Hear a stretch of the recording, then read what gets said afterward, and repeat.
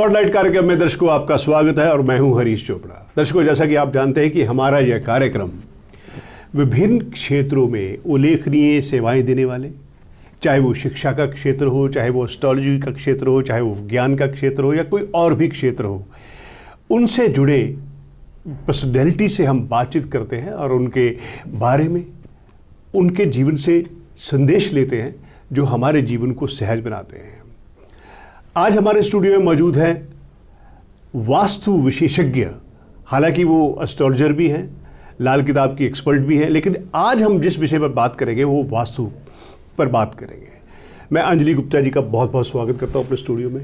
दर्शकों, हम अंजलि गुप्ता जी से पहले भी बहुत बार बातचीत कर चुके हैं। वो एक लाइफ कोच है जो जीवन को सरल और सहज, यानी कि आपका जीवन प्रफुल्लित हो, आपका जीवन आनंददायक हो, उसके बारे में आपको परामर्श देती है। तो अंजलि जी, मेरा पहला सवाल वास्तु से संबंधित है, क्योंकि आजकल पहले इतना लोकप्रिय नहीं था ये वास्तुशास्त्र। हालांकि वास्तुशास्त्र की जो अवधारणा है वो तो बहुत प्राचीन है। जब किलों का निर्माण किया जाता था राजा महाराजाओं के, तो वास्तुशास्त्र का बहुत ही ध्यान रखा जाता था। उसके बाद बहुत से दौर आए, लेकिन आज फिर लोग जो है वास्तुशास्त्र की तरफ अट्रैक्ट हैं। अब किसी को लीगल प्रॉब्लम्स आती है या किसी को सरकारी जो काम है, गवर्नमेंट रिलेटेड काम है, उनमें बड़ी मुश्किल का सामना करना पड़ता है, चाहे वो सरकारी नौकरी, उसमें भी बड़े उतार चढ़ाव या उथल पुथल देखने को मिलती है। तो इन सब कारणों के पीछे क्या वास्तु या घर की आपकी दिशाएं हैं या उसके कॉर्नर्स हैं, क्या ये प्रभाव डालते हैं? बिल्कुल। जो हमारी घर की दिशाएं हैं वो हमारे जीवन पर, हमारे जीवन के हर एक कदम पर हमारे उसमें इम्पैक्ट करती हैं। जो वास्तु में 4 डायरेक्शंस होती हैं, नॉर्थ, साउथ, ईस्ट और वेस्ट। ये डायरेक्शंस जो है ना हमारे जीवन में, जैसे सन जो है, सूर्य जो है वो ईस्ट से राइज होता है, तो हमें पता है कि हमें जो सूर्य को जल देना है वो ईस्ट में फेस करके देना है। ऐसे ही जो जीवन में दिक्कतें आती हैं, कहीं ना कहीं हमारे घर में, उस दिशा में, उस जगह पे कुछ ऐसा रंग, ऐसी वस्तुएं रखी हैं जो उस समस्या को हमारी तरफ अट्रैक्ट कर रही हैं। जैसे आपने गवर्नमेंट की बात करी, मेरे पास बहुत लोग आते हैं जिनके केसेस चल रहे हैं, या कोई लोग ऐसे हैं जो गवर्नमेंट जॉब के लिए अप्लाई कर रहे हैं, उन्हें नहीं मिल रहा, बहुत समय से कोशिश कर रहे हैं।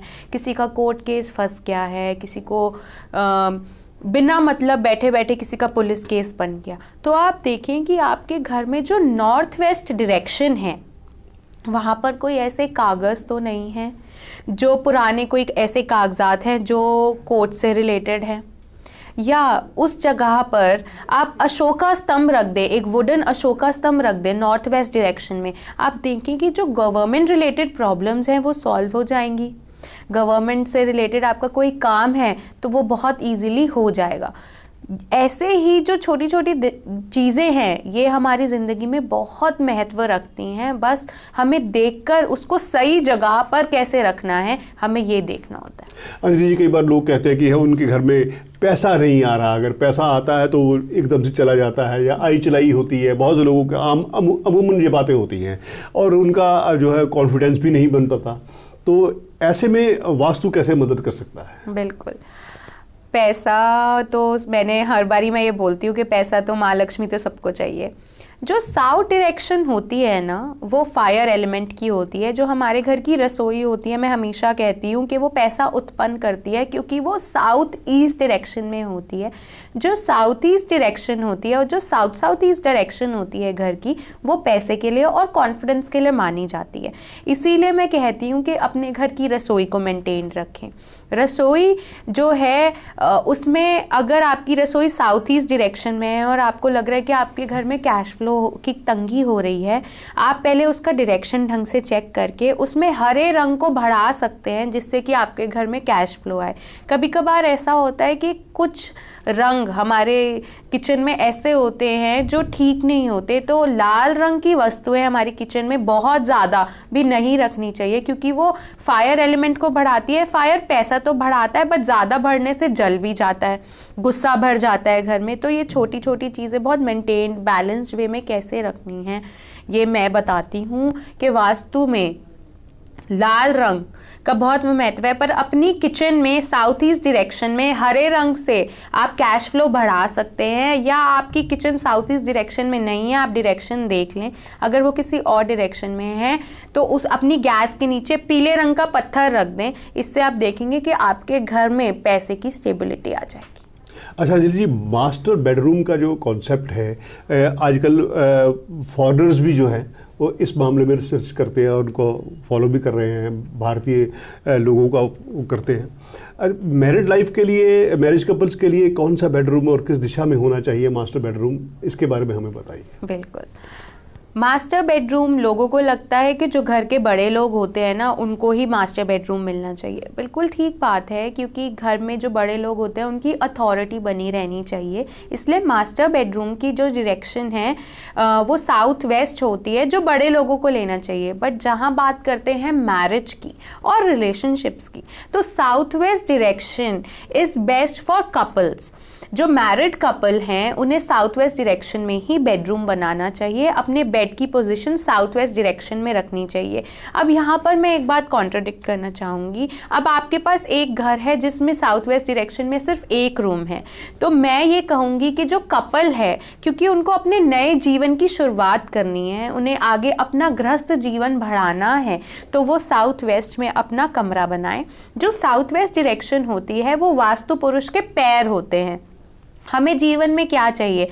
पूरे दिन हमने जो मर्जी किया, एक चैन की नींद आ जाए, अच्छा स्वभाव, हम एक दूसरे के साथ बर्ताव कर सकें, अच्छा स्वभाव हो, हमारा मन में चिड़चिड़ापन ना हो। और वो कैसे होता है? जब हमारी नींद पूरी होती है, हम रिलैक्स्ड रहते हैं। तो साउथ वेस्ट डायरेक्शन जो है वो रिलैक्सेशन के लिए और नींद के लिए बहुत एप्ट होती है। इसीलिए नए जो जोड़े हैं उनका कमरा साउथ वेस्ट डायरेक्शन में बनाना चाहिए।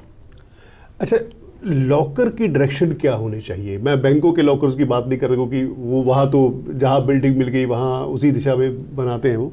हालांकि वो भी आजकल जो बैंकिंग सेक्टर है वो भी इस बारे में, जब वो बिल्डिंग खरीदता है तो इसके बारे में सोचता है। लेकिन अगर घर में लोगों ने अपने लॉकर या कुछ भी, पहले तो पुराना ज़माने में तो लोग बड़ी बड़ी लकड़ी की पेटियों में सामान रखते थे कोई देश, अगर घर में लॉकर हो तो किस दिशा में होना चाहिए? बिल्कुल, जो घर में लॉकर है वो वेस्ट या साउथ ईस्ट डायरेक्शन में होना चाहिए। उसमें हम अपना कैश, थोड़ा सा गोल्ड और चांदी की एक ईंट रखेंगे तो वो और लाभदायक रहेगी। वेस्ट डायरेक्शंस जो होता है वो हमारे गेन्स के लिए होता है, तो बेहतर होता है कि हम अपना लॉकर वेस्ट डायरेक्शन में बनाएं। और वैसे भी साउथ वेस्ट में जब किसी का बेडरूम होता है तो वेस्ट डायरेक्शन में उनका लॉकर रहेगा तो और प्रभाव पड़ेगा।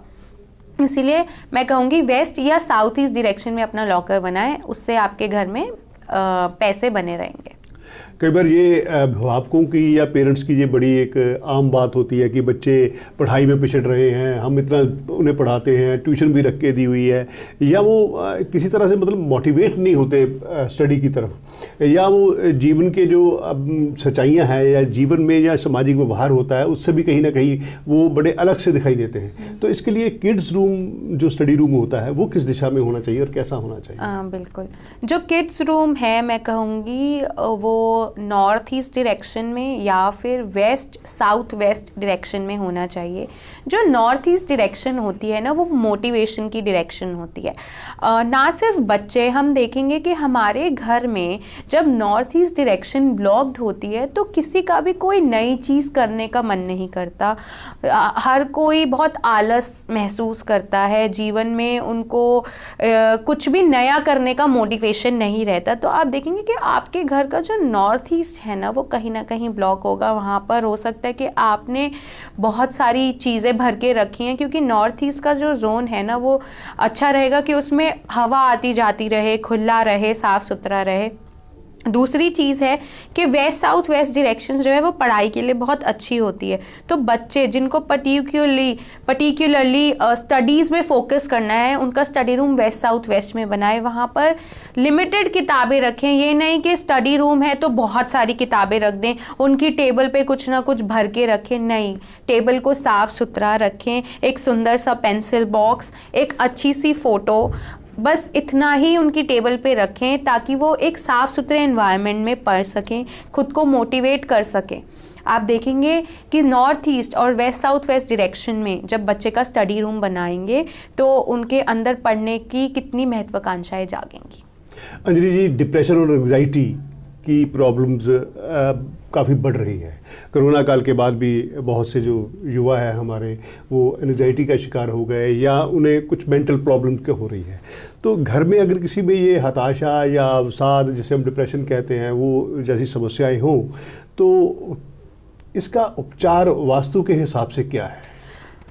वेस्ट नॉर्थ वेस्ट डायरेक्शंस जो होती हैं घर की, वो डिप्रेशन का जोन होता है।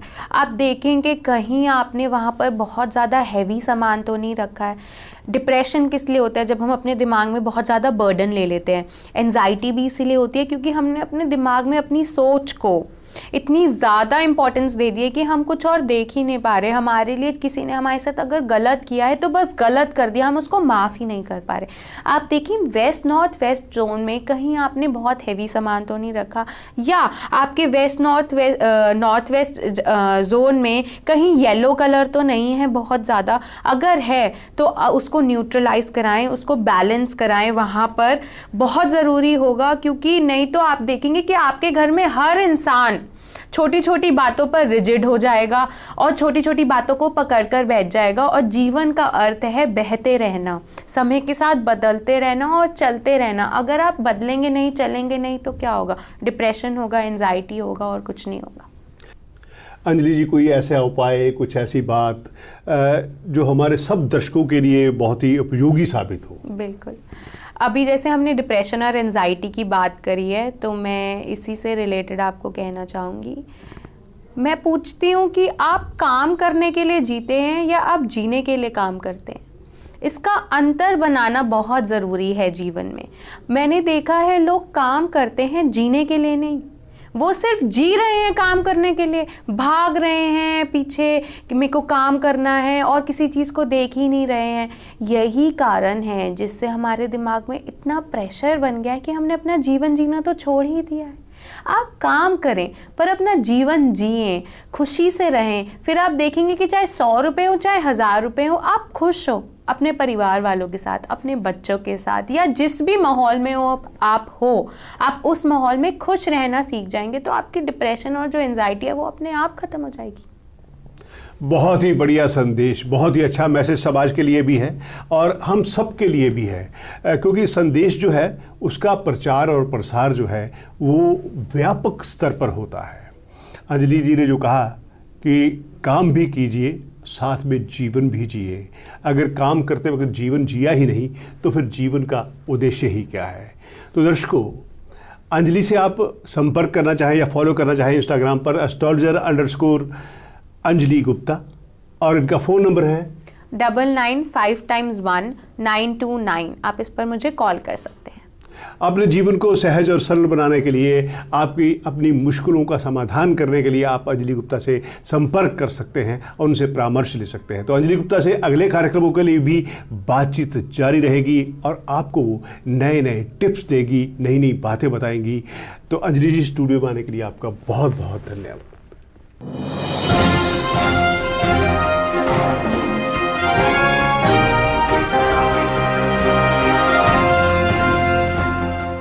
आप हमारे संत वाणी चैनल को सब्सक्राइब करें, वीडियो को लाइक करें, शेयर करें और हाँ, बेल आइकन पर क्लिक करना बिल्कुल ना भूलें ताकि हमारी किसी भी वीडियो की सूचना सबसे पहले आपको मिले।